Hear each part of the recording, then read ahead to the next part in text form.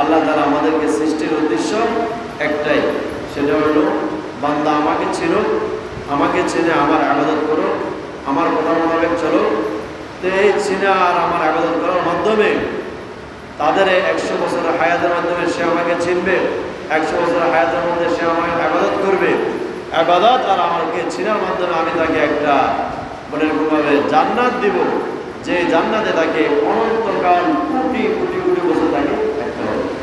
আল্লাহ তাআলা আমাকে দুনিয়ার এই 70 বছর 80 বছর 100 বছরের জীবনটা দিলেন। যদি আমরা আমাদের এই জীবনের মূল্য বুঝি না, আমাদের এই ছোট্ট জীবনের মূল্য আমাদের বুঝে আসে না, না আসলেও আল্লাহ তাআলা যেটুকু হায়াত দিছে এতটুকুই, এর বাইরে কেউ 1 মিনিটও বেঁচে থাকতে পারবে না। এই জন্য আল্লাহ তাআলা আমাকে হায়াত দিয়েছেন ইবাদতের জন্য, শরীয়তকে মানার জন্য, আল্লাহ তাআলার হুকুমকে মানার জন্য। এই কথাটা 100% সাহাবায়ে কেরাম রাদিয়াল্লাহু তাআলা আনহুম আজমাইন বুঝেছেন। তারা যখন ইমানদার মুত্তাকি ফরজগার হইলেন, ঈমান গ্রহণ করলেন, তখন তারা আল্লাহর রাসূল সাল্লাল্লাহু আলাইহি সাল্লাম থেকে জেনে নিলেন যে এখন আমি মুসলমান হয়ে গেছি, মুসলমান হওয়ার পরে এখন আমার করণীয় কি। আগে ছিলাম মূর্তি পূজক, পূজারী, আগুনের পূজা করতাম, আগে ছিলাম মূর্তি পূজারী, মূর্তির পূজা করতাম, এখন তো আমি কালিমা গ্রহণ করছি, এখন আমার করণীয় কি। তো হুজুর সাল্লাল্লাহু আলাইহি সাল্লামকে জিজ্ঞেস করে করে তারা ইসলামকে শিখেছেন, শরীয়তকে শিখেছেন, তার দৈনন্দিন 24 ঘন্টার জিন্দেগির করণীয়টা তারা শিখে নিয়েছেন। হুজুর সাল্লাল্লাহু আলাইহি সাল্লাম তাদেরকে শিখিয়ে দিয়েছেন, আর তারা তাদের এই জিন্দেগিকে হুজুর সাল্লাল্লাহু আলাইহি সাল্লামের কথা মোতাবেক, হুজুর সাল্লাল্লাহু আলাইহি সাল্লামের হাদিস মোতাবেক, হুজুর সাল্লাল্লাহু আলাইহি সাল্লামের উপর যে কোরআন এসেছে ওই কোরআন মোতাবেক তারা পরিচালনা করেছে প্রত্যেকটা সাহাবী। এজন্য হাদিস শরীফে আছে আসহাবে কান্নাজুম বিআইহিম ইক্তাদাইতুম ইক্তাদাইতুম। রাসূল সাল্লাল্লাহু আলাইহি ওয়াসাল্লাম বলেন, আমার একজন সাহাবী আকাশের নক্ষত্রের মতো, আকাশের তারকা সমতুল্য। যে কেউ, যে কোনো ইমানদার, যে কোনো মুসলমান আমার আপনা থেকে আপনা, ছোট থেকে ছোট সাহাবী যার আমল একদম কম, যে সাহাবীর আমল একদম কম বা মর্যাদা অন্যান্য সাহাবীদের তুলনায় কম, ওইরকম একজন সাহাবীকেও যদি এই জামানার এই সময়ের কোনো মুসলমান যদি অনুসরণ করে, অনুকরণ করে, তো বিআইহিম ইক্তাদাইতুম ইক্তাদাইতুম, আল্লাহ রাসূল বলেন সে হেদায়েতপ্রাপ্ত হবে একজন ছোট্ট সাহাবী। কেন? বলে তারা আখিরাতকে বুঝছেন, আল্লাহ তাআলাকে সঠিকভাবে চিনেছেন, শরীয়তকে বুঝেছেন, ইসলামকে বুঝেছেন, কোরআনকে বুঝেছেন, হাদিসকে বুঝেছেন, বুঝে তদ অনুযায়ী আমল করেছেন। জন্য আপনা থেকে আপনার সাহাবীকে অনুসরণ করলে আল্লাহ তাআলা তাকে সঠিক রাস্তা, সহজ রাস্তা, ইহদিনাস সিরাতাল মুস্তাকিমের রাস্তা আল্লাহ তাআলা তাকে দেখায় দেবেন। সাহাবায়ে কেরাম রাদিয়াল্লাহু তাআলা আনহুম আজমাইনের জিন্দেগির মধ্যে মানে যেরকমভাবে নামাজ ছিলেন, যেরকমভাবে হজ ছিলেন, যেরকমভাবে যাকাত ছিলেন, এবং জিকির, আজকার, কোরআন তেলাওয়াত, অন্যান্য ইবাদত যেরকমভাবে ছিলেন, তার মধ্যে একটা ছিলেন জিহাদ। নিজের জান কোরবান করা, নিজের মাল কোরবান করা, এটা একটা ছিলেন। যে আমলটা আজকে আমরা ভুলে গেছি। সাহাবায়ে কেরামের জিহাদের জীবনটা যদি আমরা আলোচনা করি, বলে এরকমভাবে কয়েক জুমা না, কয়েক মাস না, কয়েক বছর লাগবে শুধু তাদের জিহাদের জীবনীটা আলোচনা করতে। সাহাবী শত শতবার জিহাদ করেছেন, জিহাদের ময়দানে উপস্থিত হয়েছে।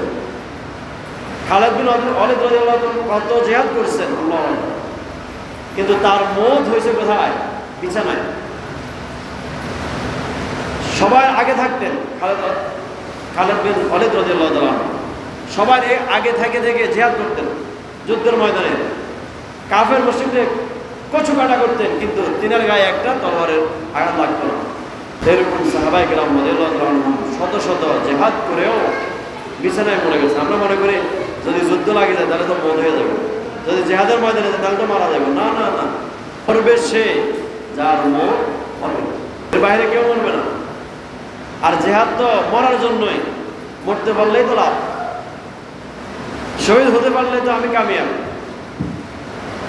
হযরত উমাইর রাদিয়াল্লাহু তাআলা আনহু একজন সাহাবী, যুদ্ধের ময়দানে গেছেন, আরাম করতেছেন সবাই, হুজুর সাল্লাল্লাহু আলাইহি সাল্লাম বললেন, চলো আরাম হয়ে গেছে, উঠো, ওই জান্নাতের দিকে চলো যে জান্নাতের পরিধি, যে জান্নাতের প্রশস্ততা আসমান আর জমিন, অর্থাৎ আসমান আর জমিনের মধ্যে যতটুকু দূরত্ব, ওই জান্নাতের দূরত্ব এত, ওই জান্নাত এত প্রশস্ত, এরকম প্রশস্ত।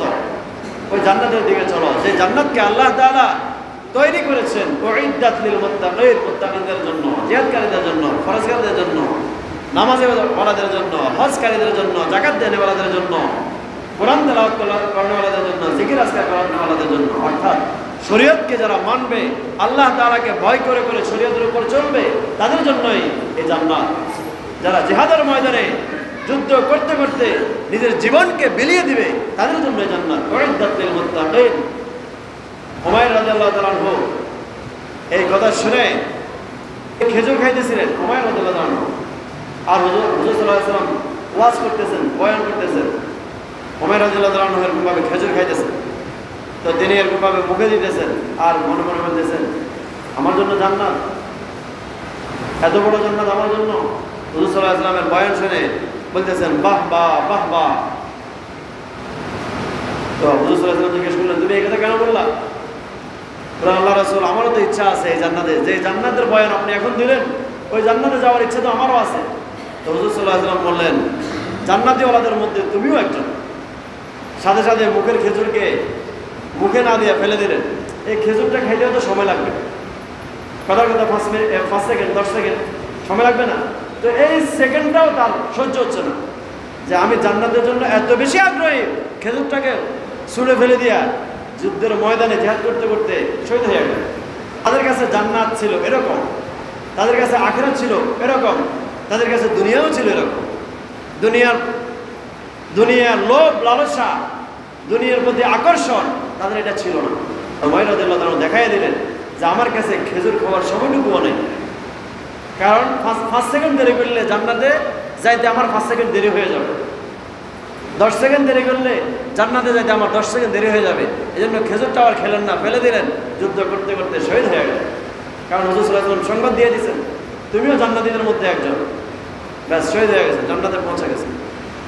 আরেকজন সাহাবী, তাকে এরকমভাবে কাফেরেরা হত্যা করতেছে, যদিও তিনি যে কাফের হত্যা করছে তিনি পরবর্তীতে মুসলমান হয়েছে।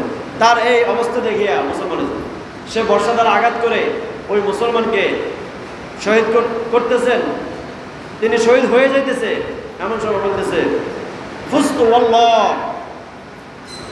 আল্লাহর কসম আমি তো কামিয়াব হয়ে গেছি। আর এই যিনি পরে যিনি হত্যা করছেন তিনি চিন্তা করতেছেন, আমি তারা হত্যা করতেছি, আমি তাকে মেরে ফেলতেছি, আর সে মুখে বলতেছে ফুস্তু আল্লাহ, আমি সফল হয়ে গেছি, আমি কামিয়াব হয়ে গেছি। সে এটা অবাক হয়ে গেছে, আশ্চর্য হয়ে গেছে। মৌতের সময় তো কেউ এটা বলতে পারে না, আফসোস করতে থাকে, ভয় আসতে থাকে, হ্যাঁ আমার মত হয়ে গেল। কিন্তু তিনি বলতেছে ফুস্তু আল্লাহ, আল্লাহর কসম আমি কামিয়াব হয়ে গেছি, আমি সফল হয়ে গেছি। তো তিনি পরবর্তীতে যুদ্ধ শেষ হওয়ার পরে অন্যান্য মুসলমানদেরকে জিজ্ঞেস করলেন, আমি অমুক ব্যক্তিকে হত্যা করতেছিলাম, আর সে বলতেছে ফুস্তু আল্লাহ, ফুস্তু রব্বিল কাবা, কাবার রবের কসম আমি সফল হয়ে গেছি। এই কথাটার অর্থ কি? আমি তাকে হত্যা করতেছি, সে বলতেছে সে সফল। তো সাহাবা কেরাম রাদিয়াল্লাহু তাআলা বলতেছে, তোমার এই হত্যা করার দ্বারা সে জান্নাতে পৌঁছে গেছে। এই জন্য বলতেছে যে ফুস্তু আল্লাহ, আল্লাহর কসম আমি সফল হয়ে গেছি।